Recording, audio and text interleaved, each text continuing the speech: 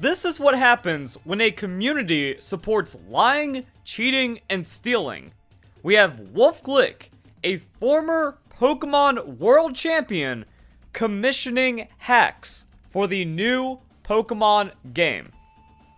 I don't know how that's not career ending. Like any Call of Duty pro saying, hey, DM me if you have the new aimbot that can't be detected.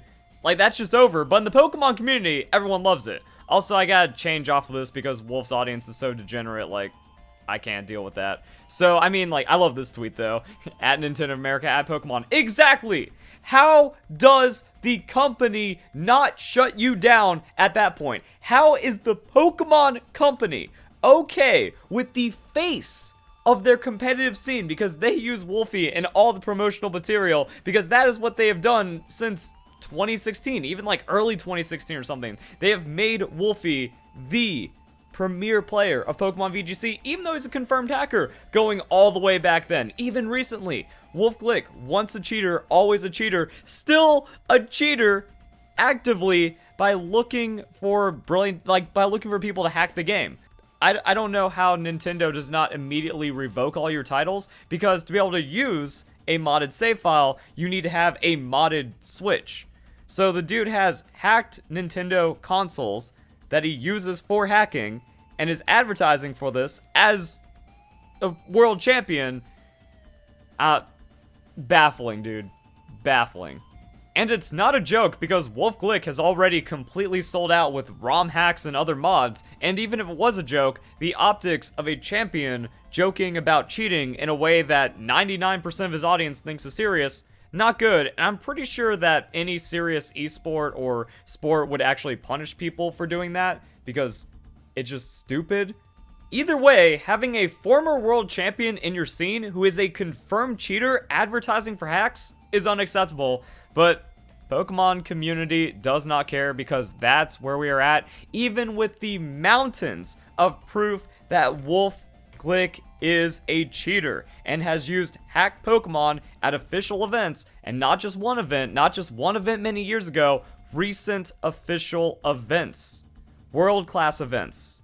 And this is what happens when you let lying, cheating, and stealing run rampant.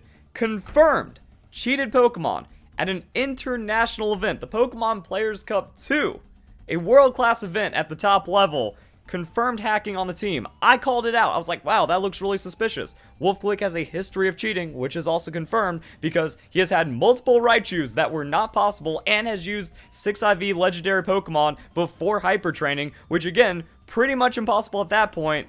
It's a confirmed fact, but no one cared about it. And then Wolfe Glick gets away with defaming me by lying about me catching him on a hack team that then gets proven by the maker of the hack.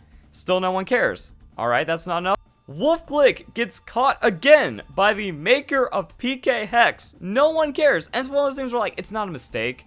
It's not an accident. The rules state that even if you receive a Pokemon from someone else, you are fully responsible for that Pokemon as if it is your own, and you can't play dumb anymore. We already caught him in 2016, can't play dumb. After that, the Moltres, who knows what Pokemon in between. Then even after the Moltres, for the Invitational, where it turned out that every non-Japanese world champion is a confirmed hacker, and everyone at the Invitational that wasn't Japanese also cheated at the event. So Pokemon VGC, so corrupt, so scummy, so cheat-filled, that the people invited by the Pokemon Company decide to honor the event by cheating.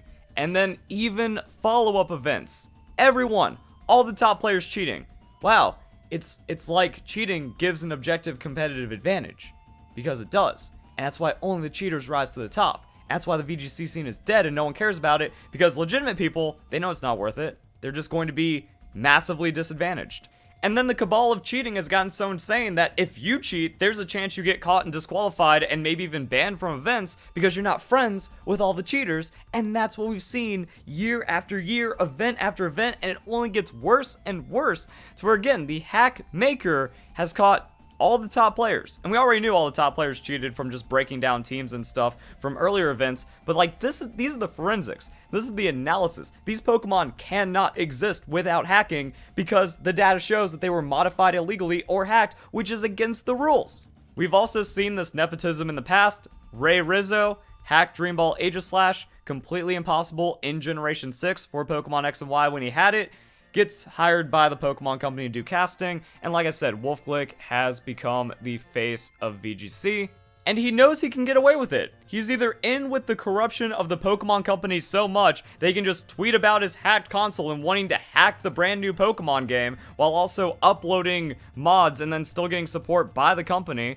So, like, Nintendo's explicitly against this. Nintendo considers this piracy. There is something on the Nintendo website. Actually, let me look it up. Can I download a Nintendo ROM from the internet if I already own the authentic game? It is illegal to download a Nintendo ROM from the internet whether or not you own an authentic copy of the game. Also, the limited right which the Copyright Act gives to make backup copies of computer programs does not apply to Nintendo games. And then people making Nintendo emulators and Nintendo ROMs are helping publishers by making old games available. Problem is, that's illegal.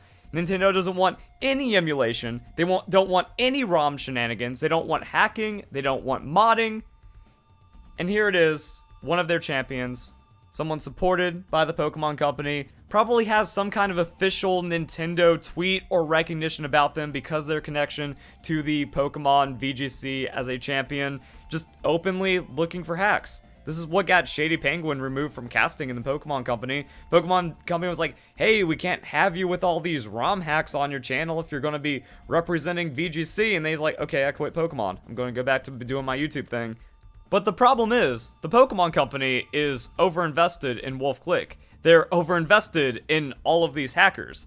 They can't punish it or they lose their entire top scene and it looks bad and there's already no integrity, but then the no integrity gets exposed to the world and even less people have interest in supporting competitive Pokemon, play Pokemon, or even Pokemon at all at that point, because turns out Verlisify was right. Always have been. It's not a question of if, it's a question of when I'm right. He knows he can get away with it. The maker of the hack catching him cheating at multiple events while there was already confirmation of his cheating. But no, the mindless sheep audience will defend him no matter what. Or now they just don't care. Oh, Pokemon World Champion cheating? That doesn't matter. That's a majority of his audience. They just do not care that he is a cheater, so he knows he can get away with it. He pushes the bounds a little more. All right, gonna do a ROM hack. Gonna hack some other Pokemon games. Not official, but you know, let's get away with this. Let's build up my audience on that. All right, gets away with it. Like, then he just lies, defames me over, like, me catching him as Hacker Man or whatever. And now, just straight up on Twitter, not even DMs, not even, like, trying to, like, sneak it in, like, hey, man, can you hook me up with this? I guess you can't hide it at some point. Like, he's going to be making the Brilliant Diamond Shining Pearl ROM hack videos for views, so, of course, he has a hack Switch, and, of course, so, yeah, might as well advertise it now to get, like, the best hacker.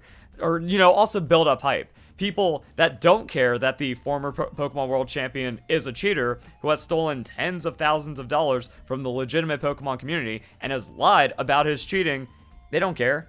He knows they don't care. He knows the Pokemon Company doesn't care and can't really punish him because it makes them look bad. So now he's out here advertising for the new hack. And that's what I mean. It builds up hype because the people that are anticipating this kind of content, they're like, oh man, something's going to happen. So now it's looking like this is just advertising. This is the former Pokemon World Champion advertising by asking for hacks. That is the state that we're in with Pokemon. That is how much things have decayed. That is how bad and how fraudulent the Pokemon community, the Pokemon content creators have gotten. New Pokemon game, pirated 2 weeks before release. All the content creators pirating the game so they can get an edge on content. Everyone else hacking the games, faking the gameplay, rushing that content. Already have hacks and like ROM hacks and save mods and mods set up from even before when the game came out because that stuff was already like pushed out by the data miners and whatnot. And this is the result.